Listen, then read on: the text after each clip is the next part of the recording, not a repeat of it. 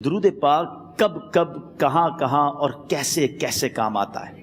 ایک بہت ہی خوبصورت واقعہ، بڑا ایمان افروز واقعہ ہے جو میں آپ کے سامنے پیش کرتا ہوں۔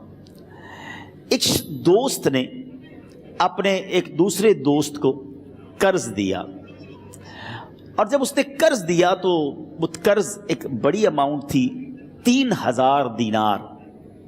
وہ ٹائم آ گیا جب اس ٹائم وہ قرض لینے کے لیے اپنے دوست کے پاس گیا کہ بھائی مجھے میرے پیسے واپس دو، تو اس نے کہا کہ پیسے تو نہیں ہے میرے پاس، میں کولیپس ہو گیا ہوں، بزنس اب میرا ختم ہو گیا ہے، میں تمہاری رقم نہیں دے سکتا۔ اس نے ایک اور ٹائم دے دیا اسے کہ ٹھیک ہے اب اتنے وقت دنوں کے بعد میں دے دوں گا۔ وہ ٹائم بھی گزر گیا، اور جب وہ ٹائم بھی گزر گیا تو اس کے بعد اس دوست نے کہا کہ اب تو پیسے دے دو بھائی، میرا ٹائم پورا ہو گیا ہے۔ پھر نہ دے سکا ٹائم۔ آخر کار معاملہ جو ہے وہ کورٹ میں چلا گیا، قاضی کے پاس چلا گیا۔ اب قاضی نے جس کو پیسے دینے تھے اس کو بلایا اور کہا کہ بھائی آپ کو اس کے پیسے دینے ہیں؟ کہتا ہے ہاں پیسے تو دینے ہیں۔ تو کہا پھر دیتے کیوں نہیں ہو؟ کہا پیسے ہیں ہی نہیں، کاروبار ہی ختم ہو گیا ہے، قرضہ تو لیا تھا، اب میرے پاس بچا ہی کچھ نہیں ہے۔ تو کہا اچھا اب یہ بتاؤ کہ کب دو گے، کیسے دو گے؟ اس نے کہا بس میرے پاس پیسے ہی نہیں ہیں۔ تو کہا اب تمہارے پاس 30 دن کا ٹائم ہے، 30 ڈیز میں یا تو اس کے پیسے لوٹا دو یا 30 دن کے بعد تمہیں قید کر دیا جائے گا۔ یہ شخص اب گھر آیا، پیسے تو تھے نہیں، مگر شاید علماء نے لکھا کتابوں میں، یہ واقعہ کئی بڑی بڑی کتابوں میں لکھا اور درود پاک کے فضائل کی بڑی بڑی کتابوں میں لکھا، اور اس شخص نے سوچا کہ اس نے ایک حدیث پاک پڑھی ہوئی تھی کہ جس میں نبی پاک علیہ الصلوۃ والسلام نے فرمایا ہے، جس کا مضمون ہے کہ جو شخص پریشان ہو، مصیبت زدہ ہو، اسے چاہیے کہ مجھ پر کثرت سے درود پاک پڑھے، کیونکہ درود پڑھنا مصیبتوں اور پریشانیوں کو لے جاتا ہے۔ اب اس عاشق رسول نے سوچا اور تو کچھ ہے نہیں، اب میں درود پاک پڑھنا شروع کرتا ہوں۔ صبح سے لے کر شام تک وہ درود پاک پڑھنے لگ گیا۔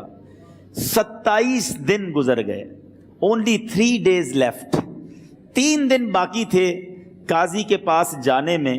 27 دن گزر گئے درود پڑھتے پڑھتے۔ جب 28ویں رات آئی تو آنکھیں تو بند ہوئیں، مگر خواب میں اسے ایک آواز آئی، گھبراؤ نہیں، تمہارا قرضہ ادا کر دیا جائے گا، تمہارا مسئلہ سالو ہو جائے گا۔ صبح اٹھتا ہے، درود پاک پڑھ رہا ہے، مگر کہتا ہے یہ آواز سے تو مسئلہ حل نہیں ہوگا، پیغام کیا ہے اسے سمجھ نہ آیا۔ 28واں دن گزر گیا، 29ویں رات آ گئی، مگر اب آنکھیں بند ہوئیں اور قسمت جاگ اٹھی۔ نبی پاک صاحب لولاک صلی اللہ تعالیٰ علیہ وسلم خواب میں تشریف لائے، اور پیارے آقا صلی اللہ تعالیٰ علیہ وسلم نے فرمایا گھبراؤ نہیں، علی بن عیسیٰ وزیر کے پاس جاؤ، وہ تمہارا قرضہ ادا کر دے گا۔ اب یہ عاشق رسول صبح اٹھا تو ویری فریش، حشاش بشاش کہ اب تو کام ہو گیا، نبی پاک نے خواب میں آ کر بشارت دی ہے۔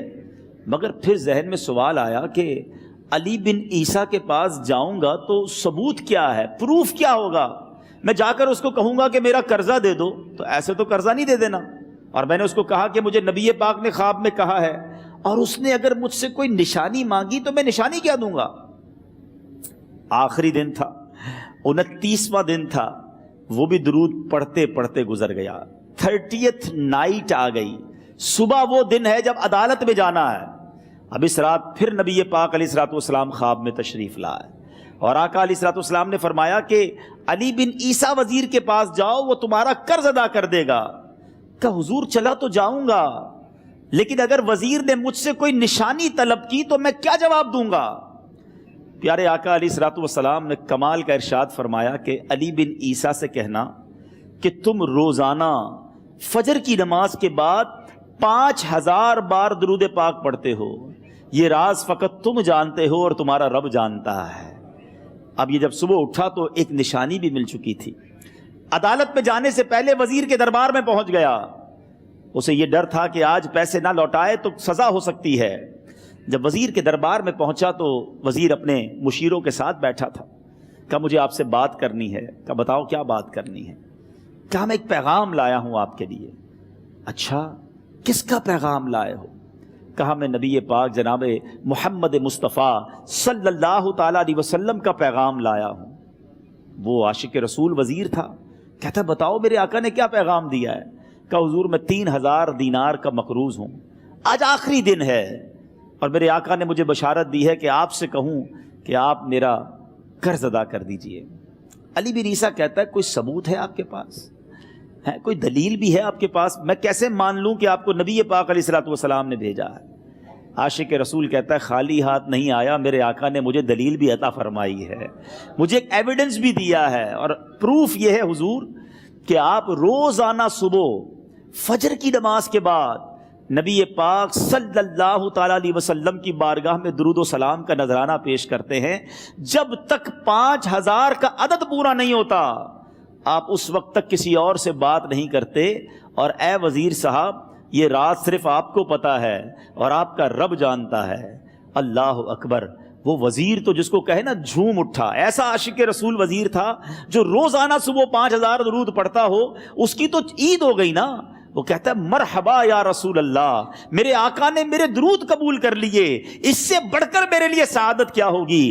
اب یہ وزیر اپنی سیٹ سے اٹھتا ہے، اپنے کمرے میں جاتا ہے، تھوڑی دیر بعد واپس آ کر اس عاشق رسول کے ہاتھ میں 3000 دینار رکھ کر کہتا ہے حضور پہلے 3000 دینار تو نبی پاک کا حکم کی میں ادب سے بجا لاتا ہوں، میرے آقا نے جو حکم فرمایا یہ 3000 دینار آپ کو پیش کرتا ہوں، حضور ایک اور 3000 دینار لیجئے۔ میرے گھر آپ آئے، اتنی اچھی خبر سنائی، آپ نے قدم رنجا فرمایا، یہ 3000 اس کا نذرانہ ہے، اور ایسا کیجئے 3000 اور لیجئے، اس سے اپنے بچوں کے لیے کچھ چھوٹا موٹا کام شروع کیجئے، اور ایک وعدہ کر کے جائیے آج کے بعد زندگی میں آپ کو جب بھی کوئی کام پڑے میں آپ کا بھائی ہوں، مجھے یہ خدمت کا موقع دیجئے گا۔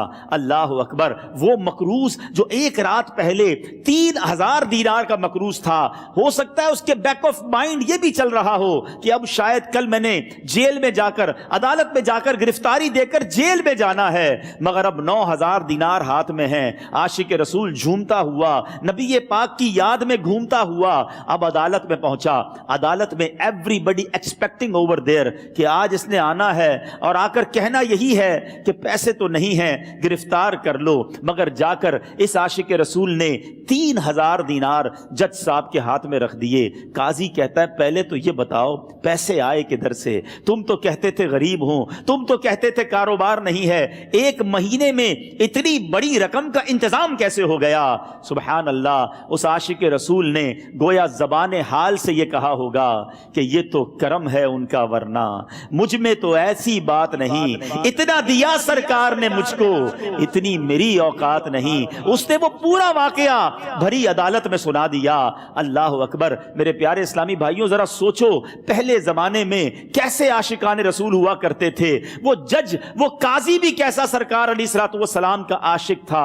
اپنی سیٹ سے اٹھتا ہے، بھرے دربار میں بھری عدالت میں وہ اپنے چیمبر میں اپنے کمرے میں جاتا ہے، اور تھوڑی دیر بعد واپس آ کر اس کے ہاتھ میں بھی 3000 دینار ہیں، اور وہ 3000 دینار جو ہے وہ اس عاشق رسول کے ہاتھ میں رکھتا ہے کہ سارا ثواب علی بن عیسیٰ کیسے لے جائے، میں بھی تو نبی پاک کا غلام ہوں، میں تمہارا قرضہ میں ادا کرتا ہوں۔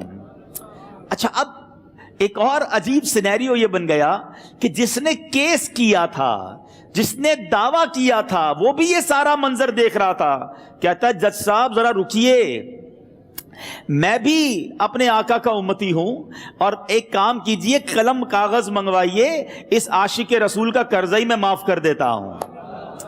اچھا اب عاشق رسول نے وہ واپس 3000 دینار جو جج صاحب نے دیے تھے وہ واپس جج صاحب کو دیے کہ حضور یہ پیسے آپ ہی رکھ لیں، قرضہ ہی معاف ہو گیا، اب آپ کے پیسے کا میں نے کیا کرنا ہے؟ جج صاحب کہتے ہیں جو پیسے نبی پاک کے نام پر نکالے ہیں اب مجھے واپس نہیں چاہیے، یہ بھی تم اپنے ساتھ لے جاؤ۔ اللہ اکبر۔ میرے میٹھے اسلامی بھائیوں، وہ عاشق رسول ایک رات پہلے 3000 دینار کا مقروض ہے، اب 12000 دینار لے کر گھر کو واپس جا رہا ہے۔ اس ایک واقعے کے اندر جو ہم سب کے لیے درس ہے، جو ہم سب کے لیے پیغام ہے، شاعر لکھتے ہیں نا، دکھوں نے تم کو جو گھیرا ہو تو درود پڑھو، दुखों ने तुमको जो घेरा हो तो दुरूद पढ़ो, जो हाजिरी की तमन्ना हो तो दुरूद पढ़ो। आज हम बहुत सारी प्रॉब्लम्स में होते हैं। यहां भी हो सकता है मेरा कोई भाई बीमार बैठा हो, कोई कर्जे में डूब गया हो, किसी का कोई बिजनेस प्रॉब्लम चल रहा हो, कोई फैमिली इशू में डिस्टर्ब हो। आप किसी भी प्रॉब्लम में हैं, खुदा की कसम दुरूद पाक ऐसा वजीफा है। लोग बहुत सारे वज़ाइफ पूछते रहते हैं, बहुत सारे जनाब वज़ाइफ के बारे में मालूमात करते रहते हैं। सच्ची बात यह है, हर दर्द की दवा है सल्ले अला मुहम्मद। हर दर्द की दवा है सल्ले अला मुहम्मद।